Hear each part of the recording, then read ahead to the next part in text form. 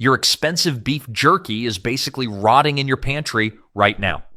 Meanwhile, explorers discovered Native American meat caches buried for over a decade, still perfectly edible. The difference isn't some lost ancient secret, it's a fundamental mistake modern manufacturers make on purpose. And once you see it, you'll never buy store-bought again. Your refrigerator is lying to you. Every day it hums along, keeping your meat cold, making you feel like everything's preserved and safe. But here's the problem. That cold box is also trapping humidity inside. And bacteria? They absolutely love humid environments. It's like a spa day for microbes. Native Americans figured this out thousands of years ago. No fancy appliances, no electricity, just pure observation. They understood one brutal truth. Water is the enemy. See, bacteria need moisture to multiply. Without it, they can't break down protein fibers. They can't reproduce. They basically just stop, dead in their tracks. Now look at that jerky you bought from the gas station last week. Feels soft, right? Chewy? That's because it contains 15 to 20% moisture.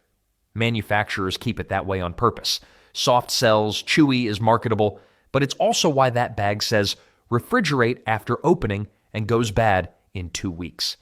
Traditional dried meat, completely different story. Native Americans took their meat down to 3 to 5% moisture. At that level, bacteria literally cannot survive. No preservatives needed, no refrigeration required. And here's something wild. A single drop of water contains enough moisture to support millions of bacteria within 24 hours at room temperature. Millions from one drop. But what about freezing? Surely that kills bacteria? Nope. Freezing just puts them to sleep. The moment that meat thaws, those bacteria wake up hungry and ready to party. Your freezer is basically a bacterial hibernation chamber. So how did Native Americans actually remove that much moisture without modern equipment? Well, it started with a knife technique so precise that skilled meat cutters held actual social status within their tribes. Native women weren't just cutting meat, they were engineers. Here's what they figured out centuries before food science existed. The thinner you slice, the faster moisture escapes. And speed matters, because every hour that meat sits wet is another hour bacteria throw a party. We're talking strips no thicker than a 1/4 inch, sometimes thinner, about the width of your pinky finger. Why so thin? Surface area.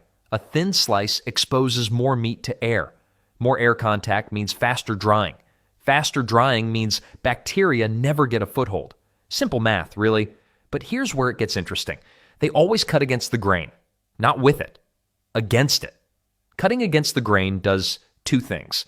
First, it shortens the muscle fibers so the meat dries more evenly. Second, it eliminates those sneaky moisture pockets that hide inside thick cuts and rot from within. Your store-bought jerky?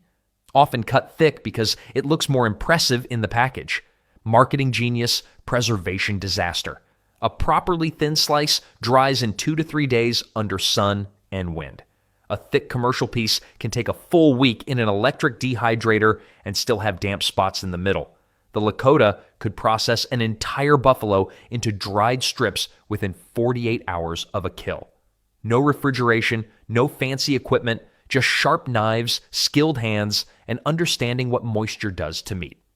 And get this, the women who excelled at this held serious social status. Being a master meat cutter wasn't just useful, it was prestigious.